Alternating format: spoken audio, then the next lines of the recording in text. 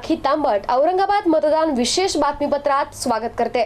औरंगाबाद लोकसभा मतदारसंघासाठी आज मतदान सुरू आहे। सकाळी 7 वाजेपासूनच मतदान केंद्रावर मतदारांची गर्दी दिसून आली आहे। सकाळी 11 वाजेपर्यंत सुमारे जिल्ह्यात सरासरी 18% मतदान झालं होतं। सकाळी 7 वाजेपासूनच विविध मतदान केंद्रांवर आज मतदारांची मोठी गर्दी दिसून आली आहे। जुन्या औरंगाबाद शहरात मतदारांच्या रांगा मतदान केंद्रावर दिसून आल्या आहेत।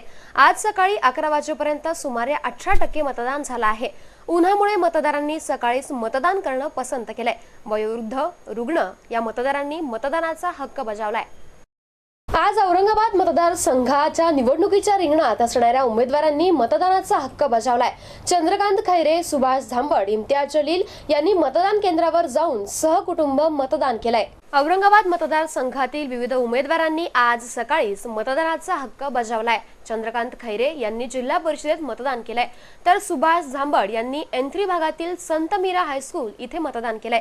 इम्तियाज जलील यांनी देखील गोदावरी पब्लिक स्कूल इथे मतदान केलंय, तर माजी खासदार उत्तमसिंग पवार यांनी महाराष्ट्र पब्लिक स्कूल या ठिकाणी आपला मतदानाचा हक्क बजावलाय।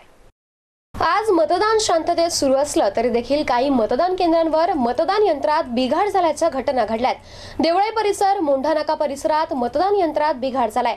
चंद्रकांत खैरे मतदान केंद्रावर मतदान करण्यासाठी गेले असता तिथे देखील मतदान यंत्र बंद पडल्याचं समोर आलंय। आज सकाळपासूनच मतदारांची गर्दी मतदान केंद्रावर दिसून आली आहे। मात्र काही मतदान केंद्रांवर मतदार यंत्रे बंद पडल्याचं समोर आलं, परंतु त्वरित पर्यायी व्यवस्था प्रशासनाने केल्यामुळे येथील मतदान सुरळीत झालंय। देवळाई परिसर, मोंढानाका येथील मतदान केंद्रांवर मतदान यंत्रात बिघाड झाल्याचं दिसून आलं।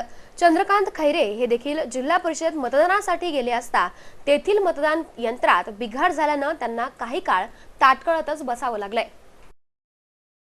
मतदान करतानाचं चित्रीकरण करू नये असं प्रशासनाकडून वारंवार सांगण्यात येतंय, परंतु याकडे दुर्लक्ष करून एका मतदारानं कोणाला मतदान केलंय याचा व्हिडिओ चक्क टिकटॉकवर टाकलाय। त्यामुळे या प्रकरणाचा तपास पोलिसांकडून सुरू आहे। मतदानाचे कुठल्याही प्रकारचे चित्रीकरण करून प्रसारित करणं कायद्याने गुन्हा आहे, परंतु याकडे दुर्लक्ष करून एका तरुणानं MIMचे उमेदवार इम्तियाज जलील यांना मतदान केल्याचं समोर आले। या मतदाराने मतदान गोपनीयतेचा भंग केल्याचं समोर आल्यानं जिल्हा निवडणूक अधिकारी आणि पोलीस प्रशासन या प्रकरणाचा पुढील तपास करत आहेत। याबरोबरच हे बातमीपत्र संपलं। पुढे भेटूयात 4 वाजताच्या मतदान विशेष बातमीपत्रात।